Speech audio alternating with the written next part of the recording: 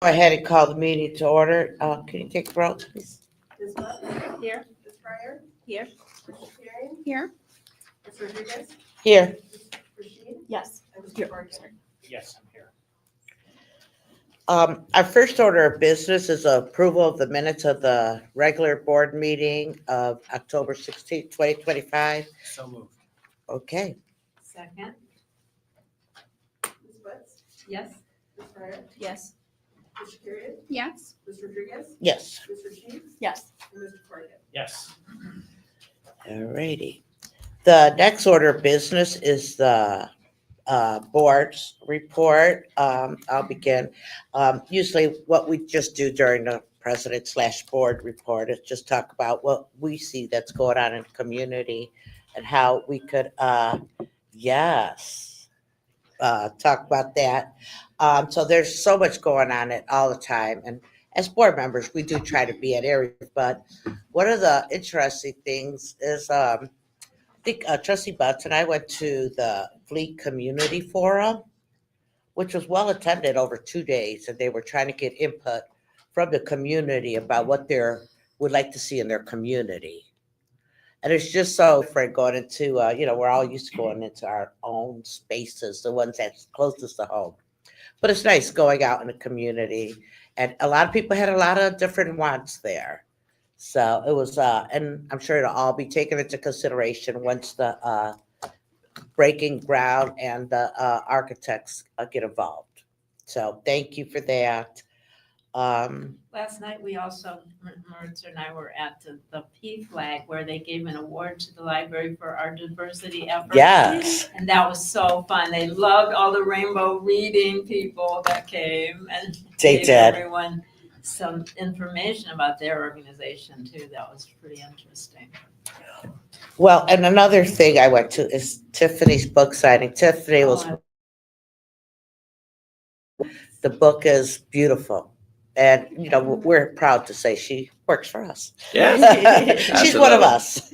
So thank you for that. And one of mine, and now my family's favorite days is Dia de los Muertos. Even before it got on the radar, I have family members calling me, are we going? Are we going to be in the parade? I'm like, yeah, we're going to be Yeah. in the parade. So it's like now, not only is it a CPL day, my all come and want to march in the parade as well. And I'm sure Ashley or them will be letting us know later on how many books were passed out. Probably 2,000 or something. There was a lot. So I want to share. One of the most moving events I attended, and I saw Trustee Butts and Trustee Securing there, as we watched the documentary of Paint Me a Road Out of Here by Catherine Gund. It was wonderful. And I was crying at many parts and then laughing because it was also just such a raw documentary. And for those who have not seen it, I think you're able to see it at paintmeroad.com. And it was a documentary that highlighted this really beautiful painting that was in the women's In the Rikers prison women's- on the women's side, but it was just a hidden painting that actually eventually was painted over. By Faith Ringo, who Yeah. died last year, but now I want to see all her art. Yeah, and I think the beautiful part was it talked a lot about racism in the field of art and how historically what Black artists have historically gone through. And I just recommend everybody to read it. There was a Q&A portion or fireside chat after, and it was just wonderful. And of course, it was at the MLK branch, which is beautiful. Yeah, and Catherine Gund, Agnes Gund's daughter, was the producer of it, Yeah. so we got to talk to her. Well, the thing that was so emotional for all of us was one of the co-producers is a woman who was in the prison, and she went partly way through this process. But when she first went into the prison, she was almost ready to give birth, and they kept her in chains for 48 hours while she's in labor. And it was just so emotional, but in the end, this painting now is hanging in the Brooklyn Art Museum in New York. I recommend everyone watch it. Yeah, Very you wonderful. should stream it. Well, thank you. Does anyone else have anything? I know we've all been included in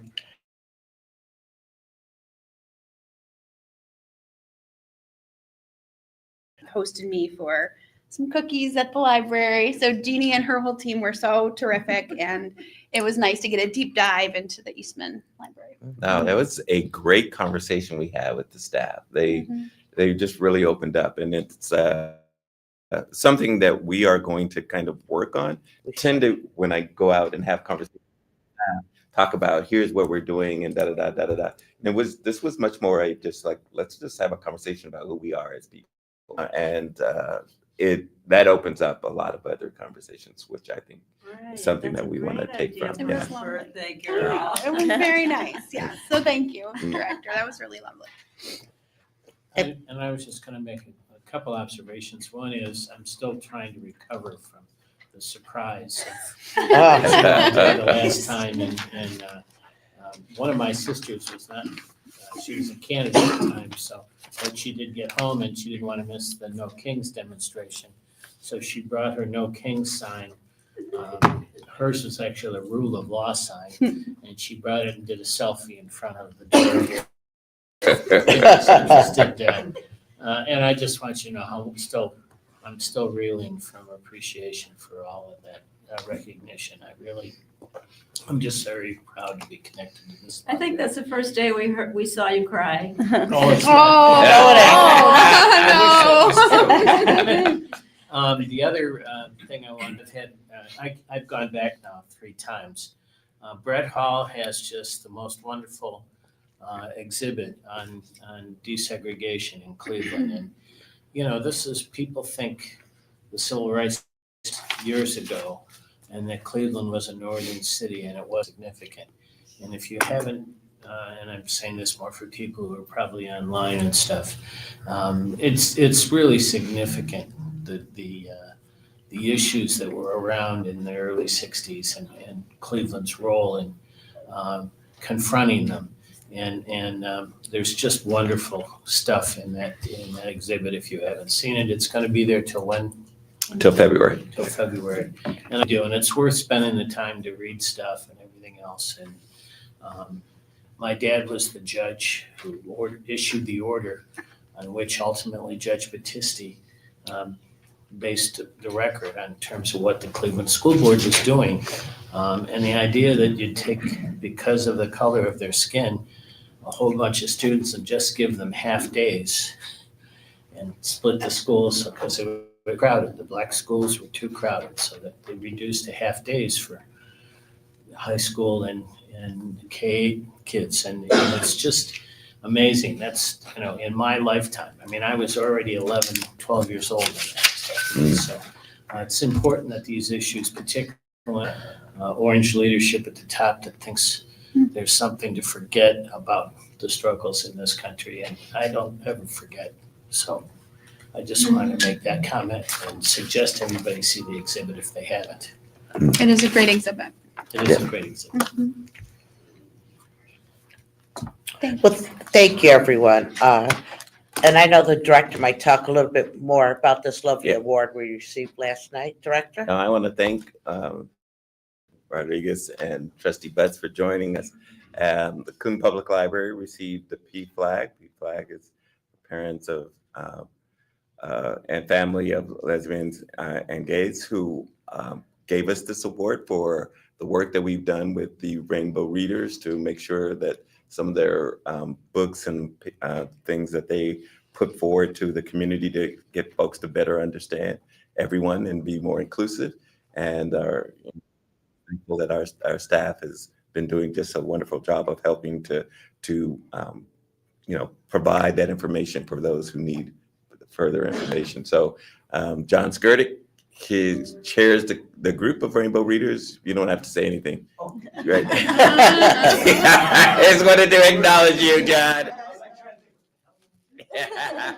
No, just acknowledge you. So, but thank you to John and all of the folks at Rainbow Readers for their heart and their effort to make sure that Public Library is as inclusive an organization as possible. Thank you. Anything else, Director? Oh, yep, I got a whole bunch of that. Okay. All right, Annie is here. He's our Your Story Starts Here. Oh. Got to talk to us about their food pantry. Good afternoon. Good Good afternoon. afternoon. Lydia first, or?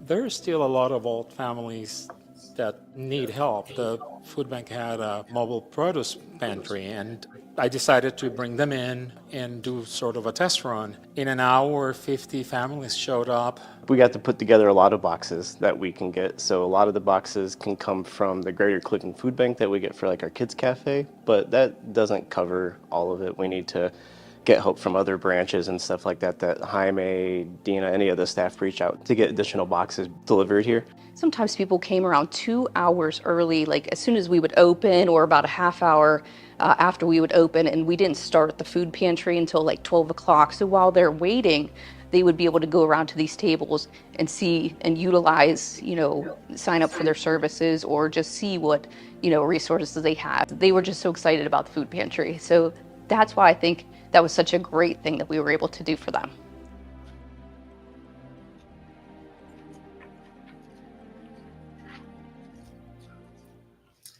The part that actually was not included when Stephanie's actually speaking is we not only have the food bank produce pantry, but we also have community organizations like the Board of Elections and other organizations also present during the food pantry so that people can take advantage of learning about them, registering for voting and things like that. And, when you have an audience of 100 families captive on a regular basis, they keep coming back, these organizations. But as it was referred to at the beginning, we started as a conversation with an employee from the food bank and having a talk about how there's plenty of pantries in the neighborhood, but none of them actually give produce. They're all regular pantries, boxes, bags, for the most part. And she said, oh, well, we have this program, and we tried it. And on the first day that we attended it, we had 50 families show up. And a couple of months later, in March of 24, we started. On the first day, we had 80 some families that showed up, and it has increased since then. We receive 6,000 pounds of food every month. And to give you an idea of what that looks like, well, you saw a photo. We get anywhere between 6 to 8 pallets of food. That it would be fantastic if it came in bags, so that it was easy to sort. No, most of it comes as cartons that have to be separated and put in boxes to give out to the families. And people do start lining up. When I come in the morning on that Friday, there's people already in line waiting on the back ramp for their turn because they want to be one of the first ones, because obviously as the day progresses, not everybody necessarily gets everything because, the food bank sends sort of an assortment of things, and we end up sometimes with things that like pickles, cucumbers, which it's an interesting thing how people either love them or hate them. But it's been an incredible experience, and not just for my staff, but for the volunteers, because without the staff has done an amazing job running with this project. I mean, they didn't think twice about it. They just, got their hands dirty. And the first time we did it, just the South Branch staff. After that, we started receiving volunteers from the other branches. And we need more hands. We always need more hands. The more hands, the quicker the project goes. But by the end of this year, we would have distributed 132,000 pounds of food to the neighborhood. Jaime, por favor, when is it done? And because we are on a record, I want everybody to, who reads our information to know when they could go there and how they could go about setting up to volunteer, because I would love to help as well. But yeah, just the logistics. To volunteer, you talk to me. You call the branch and we'll give you the information. The food pantry happens on the fourth Friday of the month, except for November and December, when it's happening on the third Friday because of the holidays. But it's people think that we're a large city. There's a lot of services, but it's incredible to see the amount of people that need this service because they don't have other means to get food for their families. And the stories that you hear, I had a mother crying because it was her son's birthday and she didn't have the money to buy the ingredients for a cake. And that particular day we had cakes that came as part of the donation. And she was thrilled. And many like that. Any questions? So your staff has recruited also from the neighborhood volunteers? No, the staff, my staff, and then managers from other branches, sometimes staff from other branches. It's. I wonder if the neighborhood wanted, or if the neighbors know that we need volunteers. Well, the South neighborhood, there are some, especially further north of South, there's a lot of younger families, but the immediate neighborhood that we service, it's older. We have the senior building, a couple of doors down, and half of them are using our service. Wow. But we get help from me and Crystal and some of the other regionals and the managers of other branches. So it's truly appreciated. What are the hours too, Jaime? I was asking that. We start serving at 12, from 12 to 2, but on a day that the delivery comes in after we open, we start packing right after the delivery arrives. You need So around 10 volunteers o'clock. early So, in the yeah. morning, So like- 10 to 12 is packing time, and then we continue packing as food starts to go out. I mean, and there have been days where we're sold out at 1:30, which it would be fantastic if every day was like that. But it's I'm waiting to see what this week is going to look like because of the hardship of people being without their food stamps. Yeah. So it'll be the third Friday of So it'll this be month. this. So it's it'll be this Friday, Oh, the this Friday, 21st. okay. And then in December is going to be the 19th. Any other questions?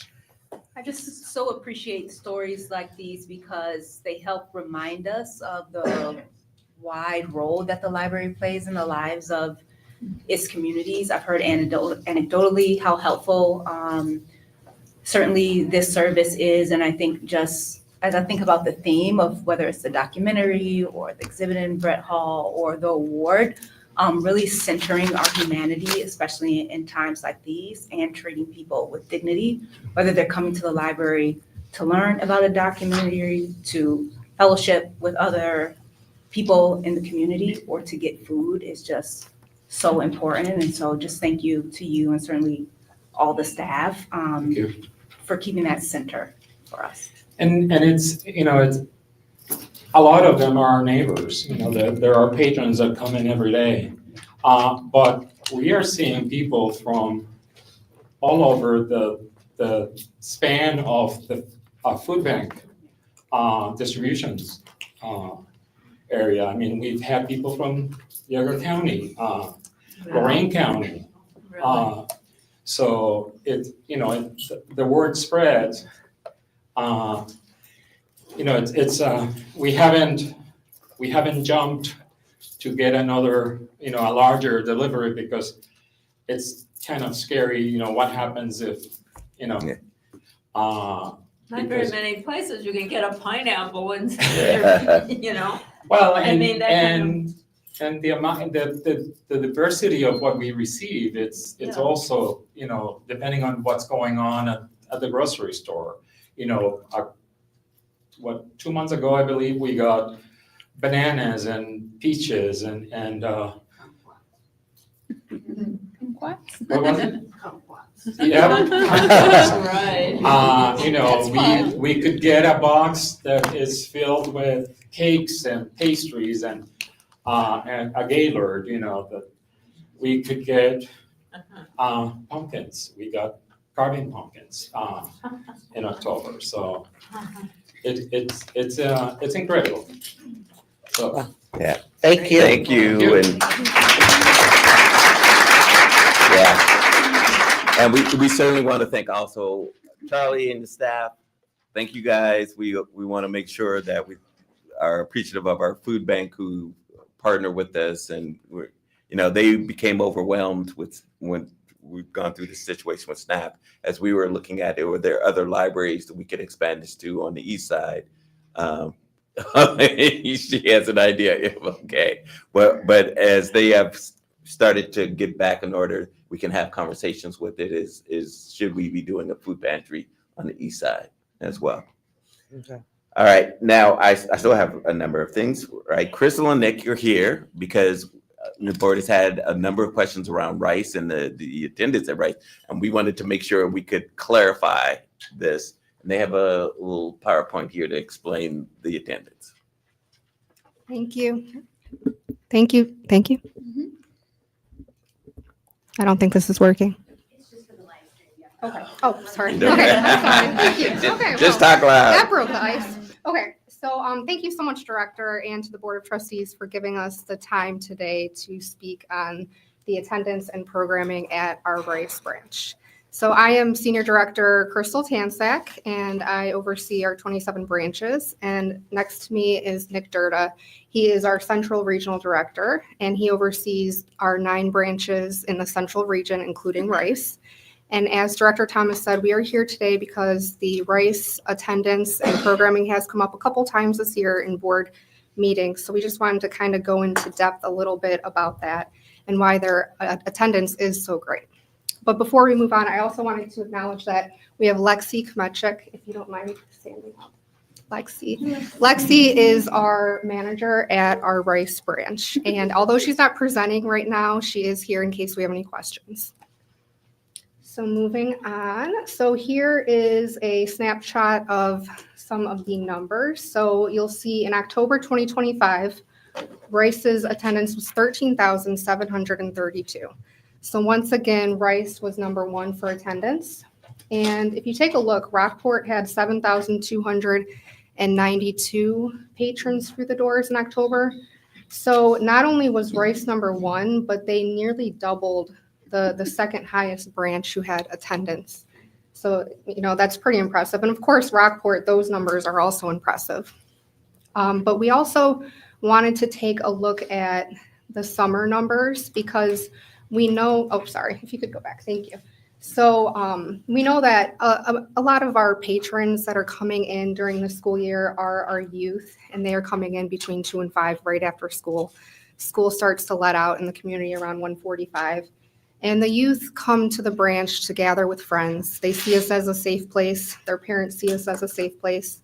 They also come to take advantage of our strong programming that the staff offers, but also the community partners offer as well. However, even in the summer months when the school is not in session, as you can see, Rice was still number 3. So their attendance was 6,245 for the month of July. And they really weren't too far from Carnegie West, which was number 1, and Woodland, which was number 2. They were just a few hundred less than that. So even in the summer, when school is not in session, Rice has really great attendance numbers. Also, I wanted to give some context to how we gather this data. So CPL uses SendSource as our people counting system, and it is over 97% accurate. It is used across many different library systems in the United States and in Canada. So they use it in Columbus, Toronto, Washington, D.C., San Francisco. It's incredibly accurate. I actually watched a video on it, and it's pretty cool. Even if, like, say a patron walks in and they decide, oh, I forgot something in my car, and they turn around and go out the door, the system is smart enough. The technology is so great that it knows not to count that as, someone entering our building. And I just wanted to thank John Malcolm. He provided this, sorry. He was over there, he moved. So thank you so much, John. He provided this information about SendSource. This is what we use in every single one of our locations, including the auditorium. And he also provided us with the October statistics as soon as they were available. So thank you, John. And next, we can't talk about the statistics without talking about the most recent statistics. So just to give you another snapshot, this is November 1st through the 13th. We were open a total of 10 days during that period, and the total is already 4,610 just for those 10 days that we were open. So we're right on track again to see, 12, 13, upwards, to 14 or 15,000 for the month of November. And now I'm going to turn it over to Nick. He is going to talk about how our community partnerships play a role in this. Hi, everyone. Hello. Hi. All right. So I think most of you know that schools are an important part to our library buildings. Rice is fortunate to have 4 schools very close to them within a mile that come after school. The big one is Harvey Rice, which shares the same parking lot space. We see a lot of kids, but there's also 3 others that don't get talked about a lot. The Intergenerational School right down the road, Cleveland Arts and Science Academy, and the Sunbeam School, which is right off of MLK, just north. Additionally to schools, they have the benefit of having several daycares as well that come into the branch for story times. Which are all within a mile, I believe. Heavenly Children's, Foundation for Learning, and Wiggles and Giggles. Outside of the obvious schools, we have some good community partners. Neighbor Up, which I think a lot of you know Julian, big advocate for the library. They do a monthly program that gets about 50 to 80 people in a month, as well as the Ward 6 council meetings occur at Rice monthly as well, which get a larger attendance, 50 as well.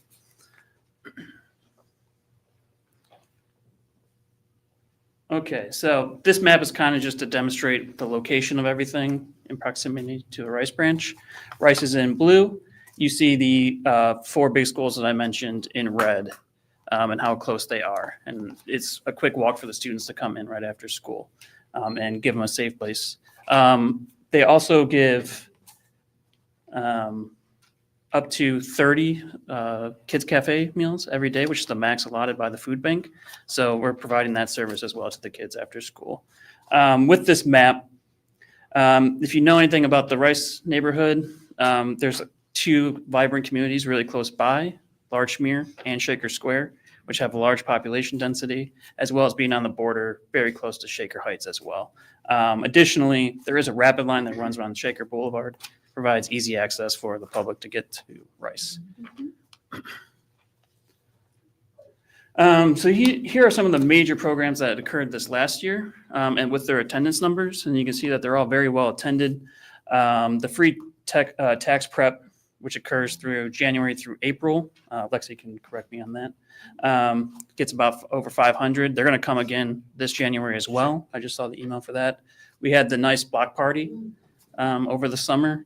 And then the children's librarian was very active with bringing the summer camps in to attend the Cleveland Reads events twice a week.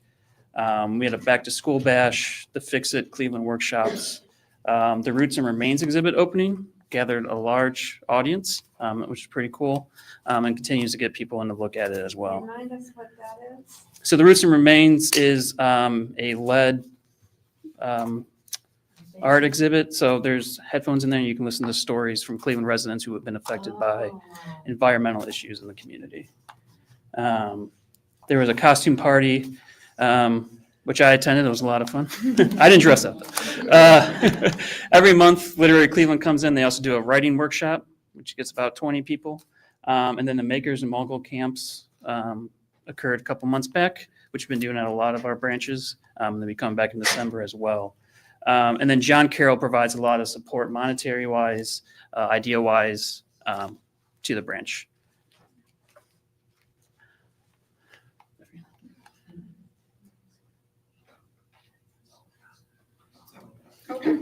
So, in conclusion, as you can see, our Rice campus, the attendance doesn't just come from the after-school crowd. It's really a combination of all of our community partners, as well as our programming, our strong programming.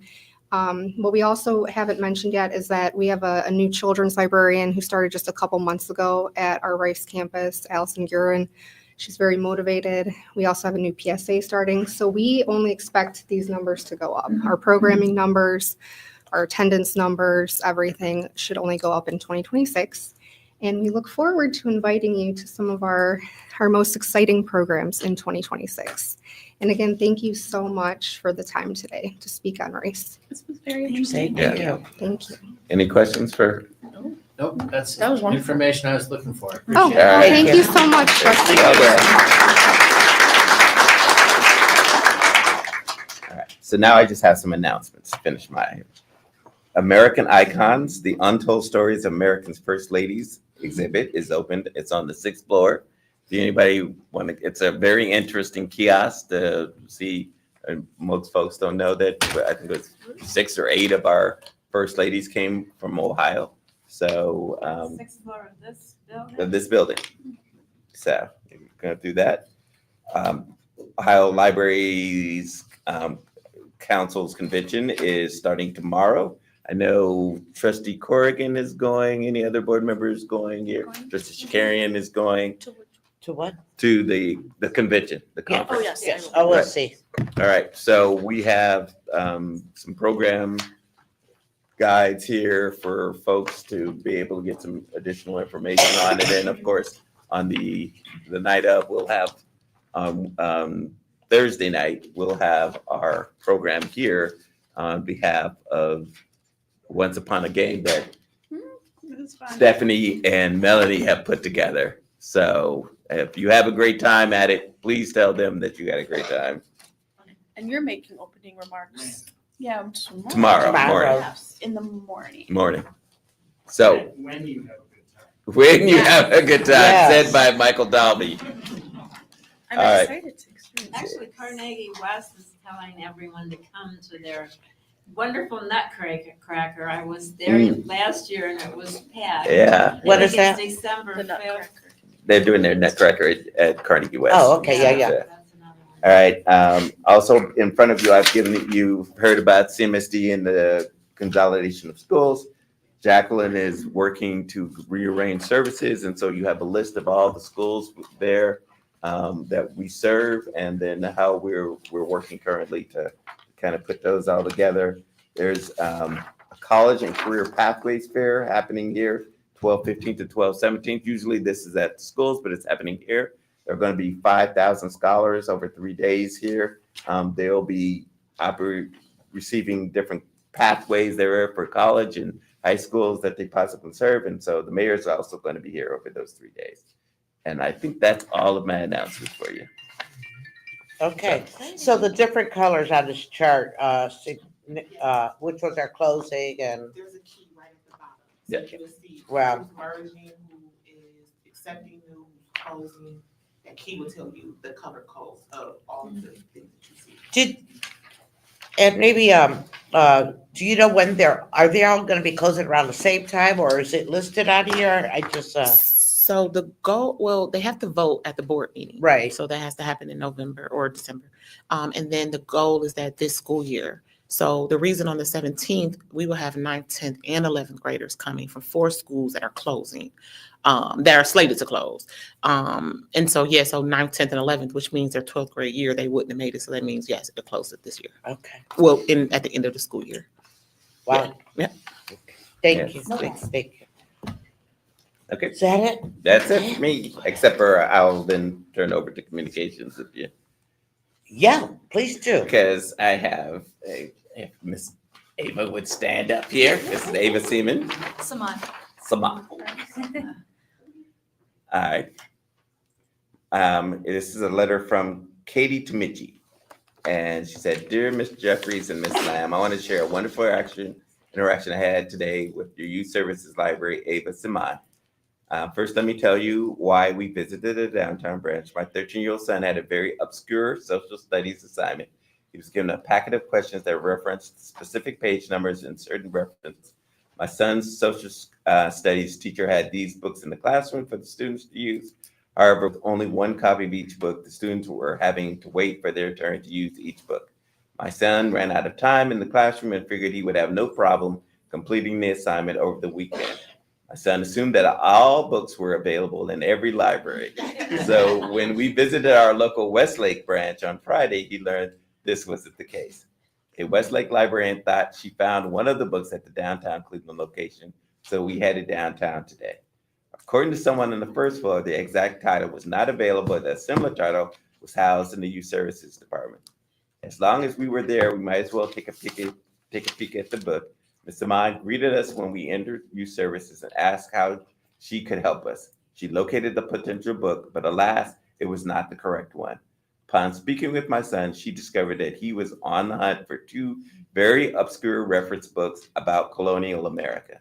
Ms. Amon went above and beyond, searching multiple databases to locate both books at random branches across the state. She contacted each branch to request that someone scan and email the necessary pages to us. Thanks to Ms. Amon's efforts, my son was able to complete his assignment, and he will be able to turn it in on Monday morning. I cannot believe the amount of time and effort Ms. Amon spent today helping my son today. As a mother, it warmed my heart to see how determined Ms. Amon was to get my son in the materials he needed. I thought it was important that you know what a wonderful addition she is to your team. Ms. Amon shared your emails with me upon request. Thank you, Anna.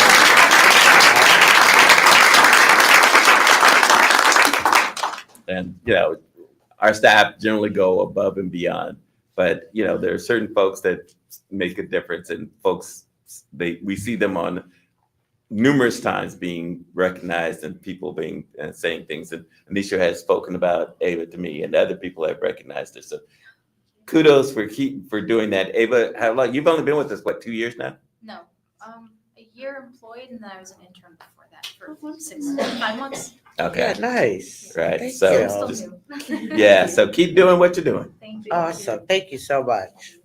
All right. That's it for communications.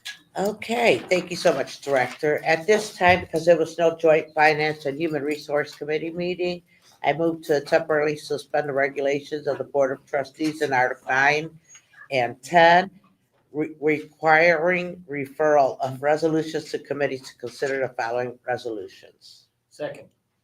Ms. Butts? Yes. Ms. Fryer? Yes. Ms. Rodriguez? Yes. Ms. Shakarian? Yes. Ms. Rashid? Yes. Mr. Corrigan? Yes. And now we're going to move into the Finance Committee meeting. Trustee Corrigan, please. Yes, and compared to some recent months, this is relatively short. Exhibit 1 is a resolution to accept gifts for the month of September. It's our customary resolution on the gifts received. Resolved that the gifts described in the gift report for September of 2025 be accepted upon the conditions connected with said gifts in accordance with section 3375.40K of the Ohio Revised Code. So moved. Trustee Corrigan, is that September's? His says September. It's September's, it should say October. It says October on it. Oh, okay. It was printed in September. It's the, It says for the month of October. It's November. it should say October in the heading. Yeah. Okay. Because the document attached is accurate. Okay. Just making sure. Yeah, at least it looked accurate.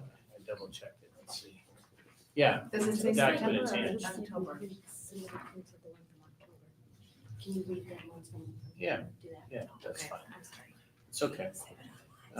It's the same resolution, except it's October instead of September. And the gift report is attached and it's always available online. There were no significantly huge gifts in October. All the exhibits. So move adoption of Exhibit 1. Second. Ms. Butts? Yes. Ms. Fryer? Yes. Ms. Shakarian? Yes. Ms. Rodriguez? Yes. Ms. Rashid? Yes. And Mr. Corrigan? Yes. Okay. Accidentally printed out September's files. Yeah, it's still short. And Exhibit 2 is a resolution requesting a tax advance. Whereas the Ohio Revised Code, Section 32134.34 authorizes the board to request the Cuyahoga County Fiscal Officer to advance tax funds to the Cleveland Public Library prior to their regular settlement dates in order for the library to meet current expenses. Now therefore be it resolved, the board requests that the Cuyahoga County Fiscal Officer advance any tax funds that may be made available to the library prior to the regular settlement dates during fiscal 2026. Second. So moved. Second. Ms. Bunce? Yes. Ms. Fryer? Yes. Ms. Shakarian? Yes. Ms. Rodriguez? Yes. Ms. Rashid? Yes. And Mr. Corrigan. Yes. Exhibit 3 is a resolution to accept the Safety Intervention Program grant for the Ohio Bureau of Workers' Compensation. And whereas the Bureau of Workers' Compensation Safety and Intervention Grant Program allows employers covered by state insurance fund to purchase equipment on a reimbursement basis to substantially reduce or eliminate injuries and illness associated with a particular task or operation.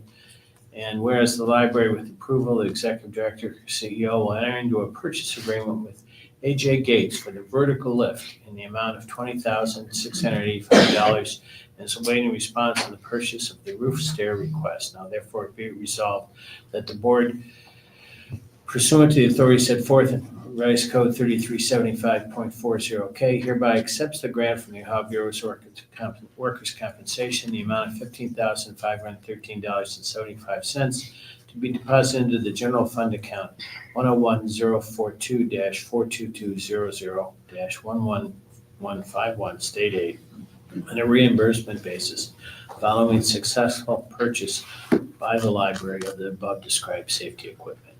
So moved. Second. Ms. Bunce? Yes. Ms. Fryer? Yes. Ms. Shakarian? Yes. Ms. Rodriguez? Yes. Ms. Rashid? Yes. And Mr. Corrigan. Yes. And Exhibit 4.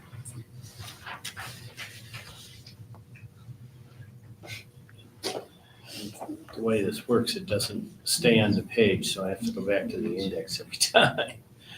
Exhibit 4 is a resolution to authorize agreement with Medical Mutual Ohio for the employee health care benefits.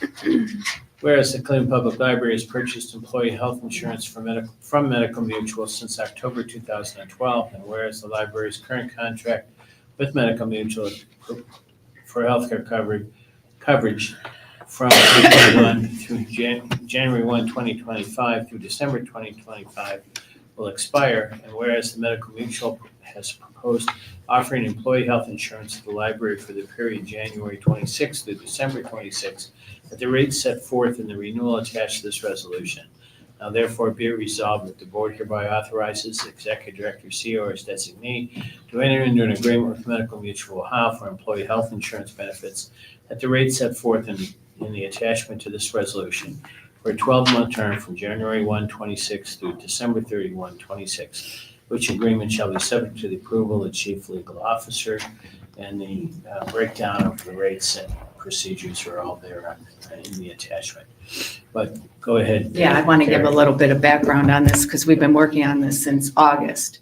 Yeah. So a little bit of history. Our benefit consultant originally projected us to have a 24% rate increase. And then the Medical Mutual, their initial renewal was at 40.5%. So Taylor Oswald went back to them and they came back and gave us a revised renewal of 33.5%. Taylor Oswald still was too high based on the clients that they knew that Medical Mutual had, and went back and asked Medical Mutual for a rate relief. And they took it, they accepted 11-point relief and gave us a renewal at 22.5%.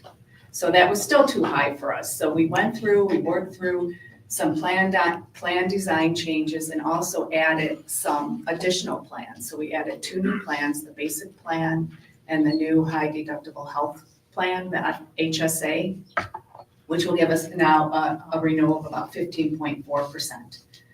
So that is about a $1.2 million annual increase in our premiums.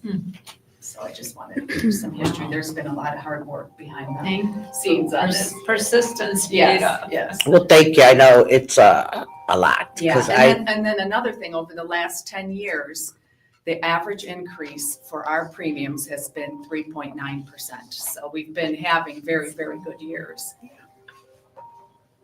I've been talking with somebody about their medical, a retired person, and it is up there in the 30% range that they're Yeah. doing it. So Yeah. I do appreciate, and I'm sure all the staff are gonna appreciate. Yeah. Because that would affect not only us, but it's gonna affect the employees too. Mhm, yes, it So does. thank you for all the hard work. Yep. And you can tell them that we do have an agreement in place for 26. Yeah, for 26. Nice. Yes, yes. And the second, Second.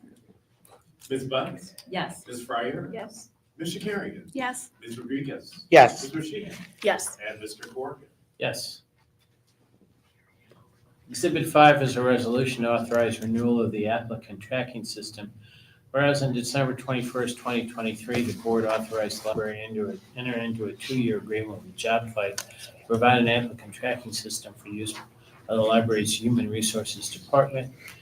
Whereas the Human Resources Department is satisfied with JobFight's applicant system, and the Chief Talent Officer recommends the library renew its agreement with JobFight to allow for continued use of the system following the expiration of the current contract on December 31, 2025. Whereas JobFight proposes to renew the library's agreement for an additional 27 months, beginning January 1, 26, and ending on March 31, 28, for a total fee of $142,946, which the administration believes is fair and reasonable. Now therefore be it resolved, the board hereby authorizes the executive director, CEO, as designee to negotiate and execute a renewal agreement with JobFight subject to the approval of the library's chief legal counsel for a term of 27 months for a total fee of $142,946, which amount shall be charged to the general fund account 115-10053-53710, professional services, and/or account 115-10053-53360, computer maintenance. So moved. Second? Ms. Bunce, Can I have a quick question? Is there any way, Anna, please, that we could have not today, a brief demonstration of how this works? 'Cause I've known in the past, a couple of people have asked me or have mentioned that applying for jobs was difficult, or they were getting stuck and stuff like that. So in the future, maybe a short presentation of how that's working? Yeah, has that been recently? We found the JobFight has ended pretty much many of those complaints. It was But- several months back, Okay. but yeah. Come on, So this is almost like a headhunter firm that helps you find. No, Yeah. it's an applicant tracking system whereby applicants can apply online for our positions. Typically, when we've had issues, they're trying to apply when it's closing or something along those lines, or if it's Okay. being updated. But to my knowledge, we haven't had any other Good. additional issues Awesome. with that, but certainly we can show you how it works. Just because we tended to have a lot of problems Okay, with the before. software before. And that's why we updated to JobFight, and we have found, and staff members who have talked to me about it have seemed much happier Nice. with the process that we have now than previous, so. It's actually easier for the applicants as well. Nice. Just Thank to you. give us a rough idea, how many individuals end up in the system over the course of a month or a year? It just depends on how many postings we have. All applicants go through there except for pages. So any position that we have posted, we're getting applications. For example, my most recent position in HR, I got 88 applicants within a matter of 5 days for a position. And we have connections with LinkedIn Connect where people can apply through LinkedIn, right to our website. They have talent fit options where we get, access to kind of not source, but, see some different applicants that we typically wouldn't have the opportunity to see and things of that nature. So it's been a real benefit for us from a recruitment standpoint. Yeah, I just wanted to highlight, because 142,000, even though it's over a long period of time, is a lot of money, but there are also a lot of applicants, is my point. And so Absolutely. It's important that we interface effectively, and that's a great Yeah. thing. So, Trustee Rodriguez, if you'd like, next month, we'll do a Yeah, maybe And during nobody- finance or something, we could Yeah, do a yeah. brief presentation if that's okay. It is. I don't know if that's enough time I or, just have a question. So does it automatically post the job postings on it, like an Indeed or a LinkedIn or other partner sites? Yes. Which, I mean, to trustee Corrigan's point, that saves human time, right? Yes. To like have Right. to separately do all of Correct, that. correct. And then for us to reply back to applicants or provide some sort of status update, we can do that with the click of a button now. It's a lot easier. perfect. Yeah, I'm excited. I miss anything? I think the only thing that we want to add. This is Althea. Come on, Althea. We don't want to hear from you. You'll be gone by next month.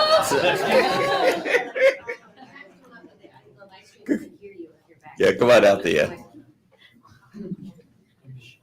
Hey, Alfie. So the only other thing that I'd like to add, we have a lot of managers in the room, that it's made it easier for them because applicants can come to us and then we can send the resumes over to them. They can select who they like and it's a seamless system. So I believe it's much more efficient and quicker for them to review their applicants and get their hires. So just wanted to add that. I mean, too. final question, have you seen the downtime between applicants to hiring also decrease? Like, for example, the average person is waiting, not that you have an exact number, but like a week less, say, in the prior process. Has that also expedited like for Well, it has filling because positions? we're able to get to candidates quicker because they're there. We are able to post to all of the sites. And we're also working on analytics. So we will be able to tell you what is the time to fill, how many applicants that we receive. So that's the next piece. That's great. But Where in, they're coming from. yeah. And the source. Wow, Trustee Rashid, I think as we will discuss in the next resolution, that answer is yes, and you'll see why in a little bit, right? Or the results of why. Thank you. Thank you of the, I know we'll this- bring you back up in a little bit. No, that's the point. So I wanted to say, we have to leave to go to CDF for a meeting, but Althea is retiring, and I know this isn't the time for it, but I just wanted to acknowledge her.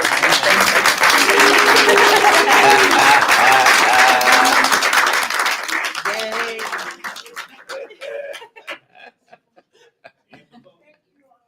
The vote? Ms. Butts? Yes. Ms. Breyer? Yes. Ms. Shakarian? Yes. Ms. Rodriguez? Yes. Ms. Rashid? Somebody Yes. carry. Yes. Exhibit 6 is the 8th Amendment to the year 2025 appropriation, typical housekeeping measure. Whereas Ohio Revised Code 5705.40 provides for the amendment of appropriation measure when necessary. Whereas the aggregate of all the appropriate classifications on this amended certificate did not exceed the total amount submitted to the Cuyahoga County Budget Commission. Now therefore be it resolved, the sums indicated on the 8th Amendment to the year 2025 appropriation schedule be approved. And Carrie, you want anything particular you'd like to Yeah. highlight? Yeah, I would like to highlight that this is not an appropriation increase, but it's just an appropriation transfer within the general fund. So as you will see on the second page or on the itemized page of the first page of the schedule, we will be transferring into salaries and benefits, $4,380,000. We will be increasing that budget. We will be decreasing our purchase contracted services budget and our library materials by that amount. We did have a brief conversation about this at the board work session that we held in August, speaking about this projected deficit that we were going to experience in our salaries and benefits category. And as we closed October, you can see in the fiscal officer's report that library materials had an available balance of $5.1 million. And as we closed October, we still have to cover 5 more payrolls within the general fund, including the pay of January 2nd of 2026, which goes through the pay period ending of December 27th, because next year there are going to be 27 payrolls. And the original appropriation in the library materials here of $7.9 million, in our total appropriation, that also includes the carry forward encumbrances from last year, which were $6.7 million. So the total appropriation right now in library materials is $14.6 million. So the $4 million the 4 million decrease in library materials will still leave library materials with a 10.6 appropriation. We currently have 702 employees. When we started the year, we had 621. So we have also increased our safety and security personnel. I believe we have about 66 active employees in there right now. And so I would also like to mention that this transfer does address our projected deficit in our salaries and benefits, but it does go adversely against our strategic priority initiative of allocating our appropriation 67% to salaries and benefits and 12% to library materials. But at this time, we really feel it is a prudent fiscal decision to make to not increase our appropriation and to keep it the same at this time, while the balances can afford the transfer. And is any particular department or area of the library, does it believe it's severely affecting the acquisition needs or for materials in any particular way because of the Sandy can forward money that exists? Yeah, Sandy felt that she was budgeting for a lot of the facilities master plan overages for the open day collection that she no longer needed. Sandy, you want to join us, please? Make sure. And so we had budgeted in case we had to purchase some opening day collections for the facility master plan, and we ended up not needing all of those funds.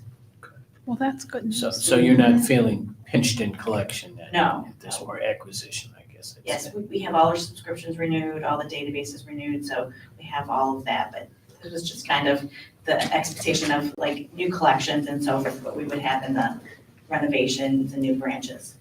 That's great, because I want us, so when we have to make tough decisions, I just want us always to preserve what we are as well as who we are. And so that means in the centrality of the collection, and I just appreciate that very much. And I know it just happened, it takes a lot of hard work, and it also meant a fair amount of wisdom to anticipate the possibility of needing more money for opening day for new facilities, and the fact that you did that well. In fact, I'm so impressed every time we've opened a new facility, and this is, as John Lang knows better than anybody, this has been a year of new facilities opening. And to walk into them and see them literally fully stocked, ready to go day one, is a real tribute to what we are as a library and what you all do as librarians. So thanks a lot. I'm just glad to highlight it. Thank you. Yeah. Thank you. That's a great point, Trustee Corrigan. I don't know if folks who may go to openings in other library systems, whether they'll go and the stacks will literally be a quarter filled because they build their collections over time. We start with the collections already built. So, and thanks to Sandy. Thank you. All right. Thank you. Second. Ms. Butts? Yes. Ms. Fryer? Yes. Mr. Carrion? Yes. Mr. Rodriguez? Yes. Mr. Sheets? Yes. Mr. Corrigan? Yes. And the remainder of the Finance Committee are the customary monthly reports, the fiscal officers report, report A, report on investments, report B. These are all for the month of October. Report on conference and travel expenditures, report C. Report on all vendor expenditures, report D. Report K on expenditures made from the owner's contingency funds for the MLK Junior, Rockport, Glenville, and Walls campuses. Report L on the expenditures made from owner's contingency fund for the new main library staff breakout room. Report F. Report G is a report on expenditures made from owner's contingency fund for Tech Central renovation project. Report G. And report H is a report on expenditures made from the owner's contingency fund for Eastman Reading Gardening and Lighting project. And that would conclude the Finance Committee, other than I just wanted to say I've had half dozen comments from people about the lighting project. I know it got highlighted in somebody's social media posting. I don't know whether it was your posting, John, or whether it was a customer patron who did it, but I just think if you haven't been around here when it's on, you should roll by and see how wonderful that project has turned out. So, and I think it's done now, right, John? It is. We're still got to install a people counter for the garden. Oh, nice. So Well, that thank you so concludes much. Finance Committee. Thank you, Trustee Corrigan. We're going to move into the Human Resource Committee report. Trustee Shakarian, please. Thank you, President Rodriguez. First, we have Exhibit 7, Resolution to Amend Flexible Spending Account Plan. This is related, I think, to our finance exhibit. Resolution to amend the Flexible Spending Account Plan, whereas in January 2012, the Board of Trustees of the Cleveland Public Library adopted a restated FSA plan for employees of the Cleveland Public Library in accordance with the IRS Code 125 cafeteria plan, permitting employees to make pre-tax contributions to health and dependent care flexible accounts for qualified out-of-pocket expenses. And whereas effective January 1st, 26, the IRS is increasing the limits on voluntary employee contributions to healthcare FSAs to $3,400 per employee. And whereas effective January 1st, 26, the IRS is also increasing limits on voluntary employee contributions to dependent care FSAs to $7,500 for individuals and married couples filing jointly, and to $3,750 per person for married couples filing separately. And whereas the library administration recommends that the restated flexible spending account plan be revised as shown in the attachment to this resolution in order to permit employees to get the maximum benefit of the increased plan limits.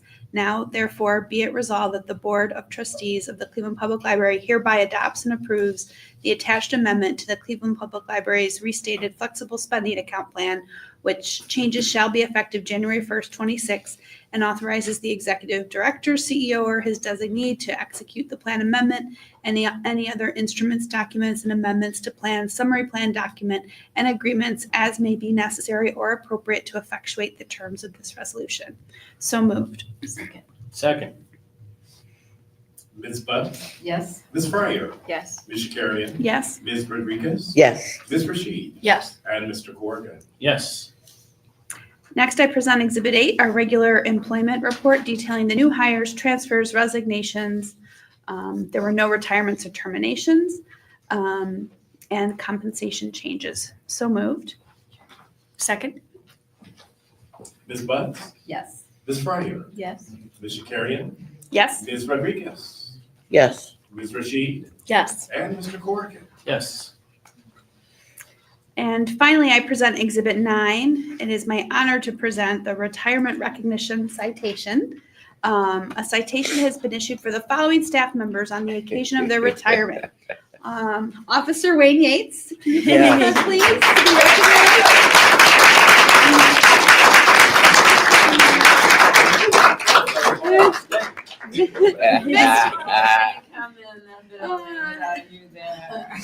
Senior Officer Yates has served nobly for 10 years, the Cleveland Public Library, and every time I pass him by coming to a board meeting, he asks, remember to vote for a pay increase. So I am going to miss those regular interactions, Officer Yates, but your smiling face when we see you at any of our facilities really means a lot, and we're going to miss you quite a bit. Don't tears, please. Thank you very much. Thank you very All much. right. Thank you. And sadly, Althea Johnson had to leave, but she has served as Director of Human Resources for 6 years. And Linda Corbin McKenzie, who is unable to be here today, has been an officer for 8 years. Be it resolved that the citation for the above staff members presented by the Board of Trustees in appreciation of their faithful and dedicated service given to the library be recorded in the minutes of this meeting, and be it further resolved that the citation be sent to them forthwith if they are not present at this meeting of the Board of Trustees. So moved. Second. Ms. Budd? Yes. Ms. Fryer? Yes. Ms. Shakarian? Yes. Ms. Rodriguez? Yes. Ms. Rashid? Yes. And Mr. Corrigan? Yes. Yeah. So it's a big hit to our safety and security group to lose what Mr. Yates there, Officer Yates, and then also Linda as well. So, but he'll be here through November. I'm sure we'll have some parties out front and some food being cooked by you. Thank you again, officer. All right. Thank you, Wayne. And that is the conclusion of the Human Resources Committee report. Thank you so much. We're now going to move into the community service report. Trustee Fryer, please. Thank you. Report I is a monthly activity report. We always appreciate seeing those statistics and that data. I'll turn it over to Shanice for the building status update and the advocacy task force update. Oh, sorry. Go to buildings? Just a few items, that's okay. A few items going on around property management.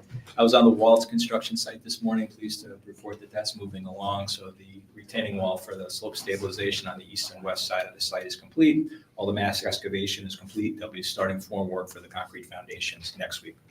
Still anticipating an early 2027 reopening. A fleet is the other active facilities master plan project. We are in design development with the architects now. We had a cost reconciliation on our schematic design, which is typical milestone for the project, and also pleased to say that the architects and the builders' cost estimates were reconciled very close to each other and also within the budget that the library established. We'll be coming back to the board, of course, when we do construction bidding in the spring. Also nearly done with design is the LSW restrooms, including the universal changing table. We have taken a little longer in design in order to incorporate some electrical modifications to Studio 525 expansion, but we're looking forward to bidding that in early 2026. At the downtown campus, custodial and shop staff have been working on carpet cleaning and lighting retrofits. We did complete the boiler installations at South Brooklyn branch. Board may recall approving that general contract, I think back in September, October. The work's complete with the exception of integrating into the building automation system, but the building is under heat and normal operations. And then for MLK, two items there. One, the flood damage repairs are not done yet. The purchase orders are issued. We're waiting for the plasterer to get the materials. It's a specialized acoustic plaster. And we don't want to do the floor repairs until after the plaster is complete. But that work should be forthcoming. And then working with Brian and his team, we're very close to closing on the final property transfer to take ownership of the ground plane of the new library and transfer the old library to developer, and expect that will happen by the end of the year. What about window repairs at Huff? Complete. There's one pane was a special order that's waiting, but the rest of them have been replaced.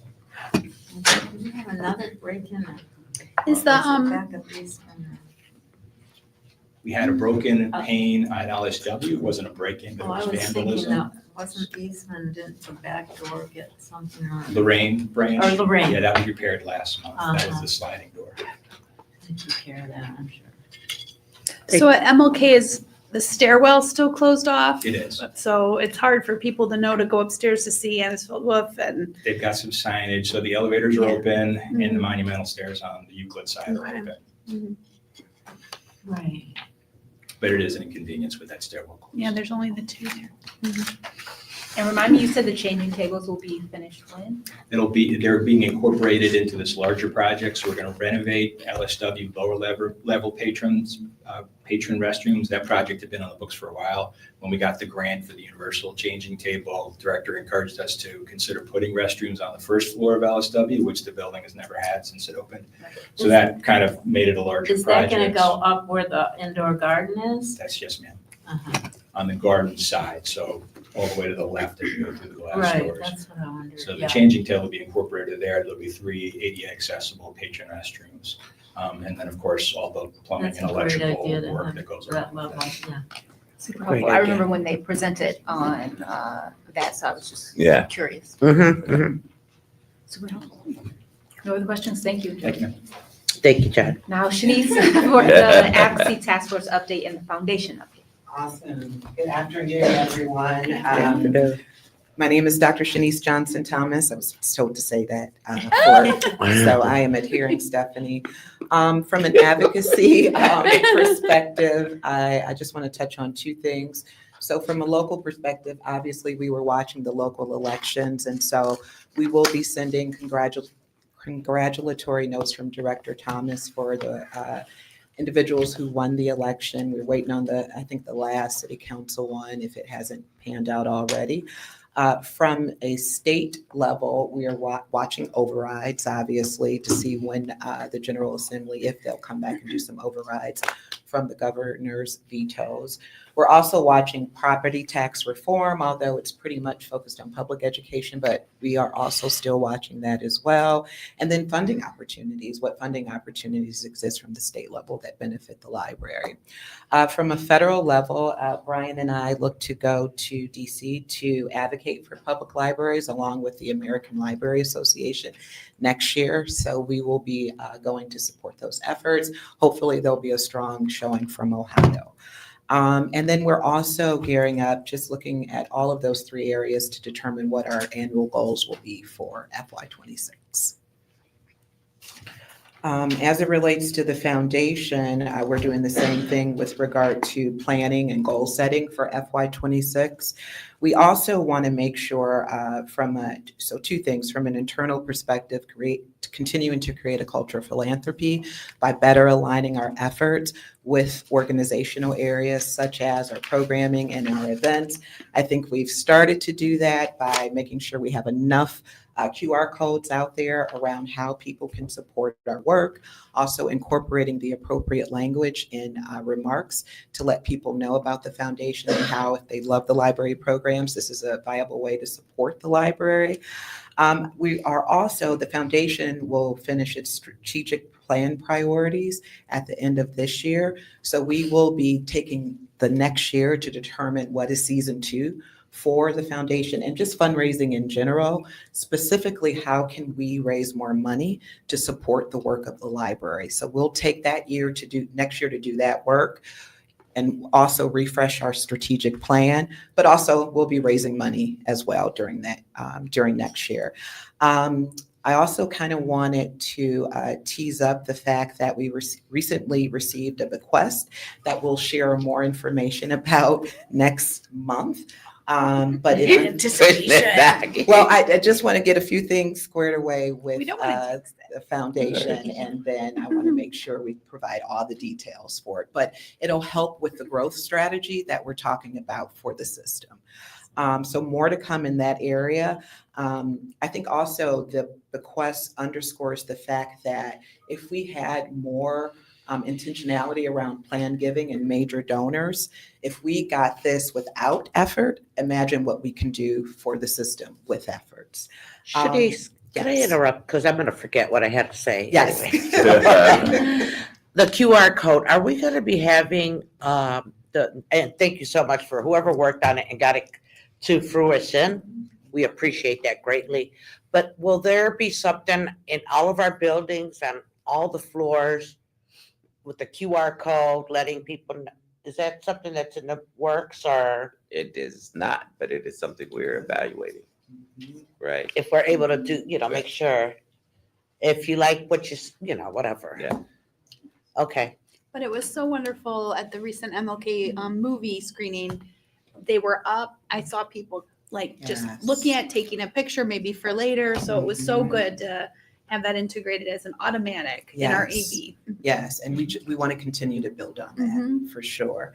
And then I think that I covered it all. Thank you very Thank much. you. And I just want to add one thing that for those who care about these things excessively, like myself, this was, when there's not a tough mayor's race, the odd-numbered election year is often a very poor turnout. But to show you how significant a vote still is, the Ward 12 race is decided by less than a vote a precinct. So 7 votes. 7 votes. There are, I think, 29 provisional votes. On the 25th, the board will make its official, say what the official vote is, and then the recount will go. And to be honest, anybody who tells you that it's not important to vote, 7 votes. My husband won his first state Senate seat by 2 votes. Oh, gosh. The other side had a recount and we had to recount. But it was crazy. Like the night of election, he won by 49 or something, and then it was just, they actually took his certificate away and then gave it back. But 2 votes. And so all these people would come up to Charlie, all those 16 years he served in Columbus, and they'd say, it was my husband and I who win. Nice, but voting matters. Yes. Yes. Thank you so much. Thank you. I'll turn it over to Ashley for the impact and belonging update. Good afternoon, everyone. Good afternoon. On Saturday, November 1st, Latinos Juntos, along with President Rodriguez and Director Thomas, attended the Dias de Muertos parade. Together, we passed out over 300 books, gave out water bottles, tote bags, and a number of other giveaways to our patrons. On Thursday, November 13th, the Cleveland Public Library welcomed Councilwoman Jasmine Santana to our fall lunch and learn conversation. Councilwoman Santana is the first Latina ever elected to the Cleveland City Council. She's also the first Latina to serve as its majority leader. And she represents Ward 14, which includes the vibrant neighborhoods of Clark Fulton, Stockyards, and parts of Brooklyn and Tremont.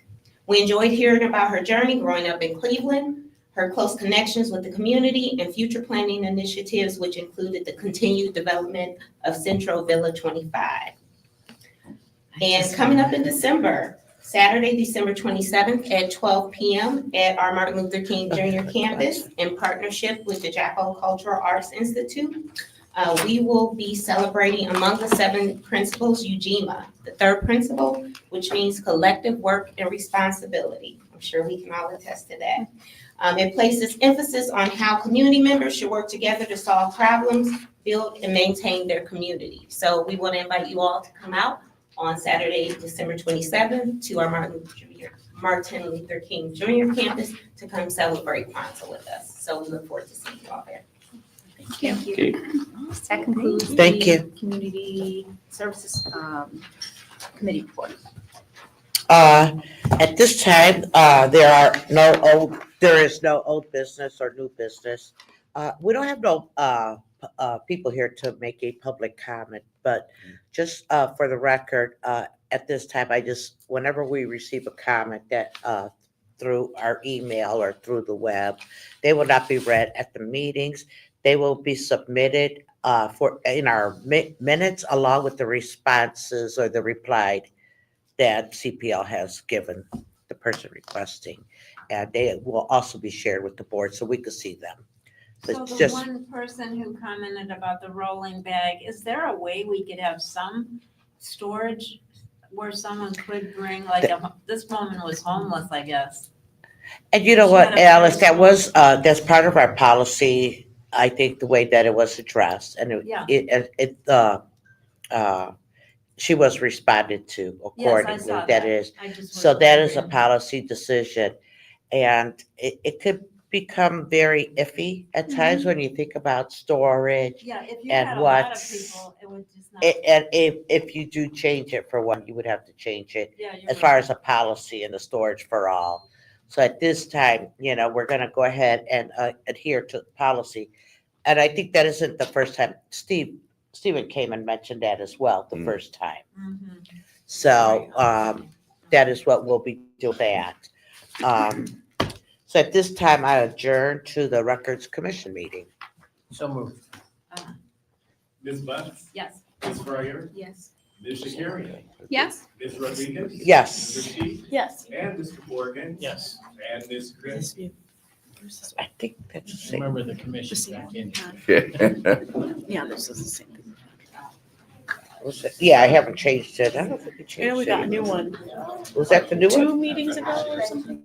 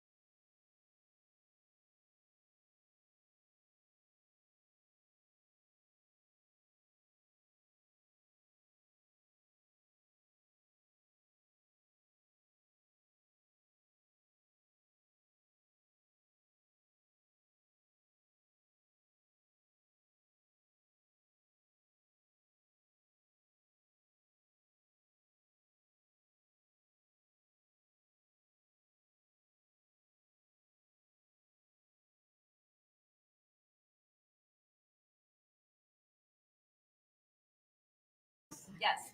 Ms. Fryer? Yes. Ms. Shakarian? Yes. Ms. Rodriguez? Yes. Ms. Rashid? Yes. Mr. Corrigan? Yes. And Ms. Krennic? Yes. Good afternoon, Records Commission. Before us today, the first item on your agenda is approval of the minutes of the November 19th, 2024 Library Records Commission. So moved. Second. Ms. Butts? Yes. Ms. Fryer? Yes. Ms. Shakarian? Yes. Ms. Rodriguez? Yes. Ms. Rashid? Yes. Mr. Corrigan? Yes. And Ms. Krennic? Yes. Items 2 and 3 I will address in tandem with one another. They are the overview of process and the review of records to be disposed of. Right now, the process as prescribed by Ohio Revised Code for our current records retention schedule requires that the library file in advance of disposing of any records what's known as an RC3 form with the Ohio History Connection. They are to receive the form, and the form is to specify exactly which records are to be disposed of. Upon their review, they give us the green light to dispose of records. Administratively, this is very burdensome, and candidly, Columbus has indicated that they don't have the capacity staffing-wise to review those. So what we've done for the last several years is not file the forms and not dispose of records. We expect that to change very soon now because item number 3 on your agenda is approval of a new record retention schedule. With the new record retention schedule, we will no longer have to file the RC3 form.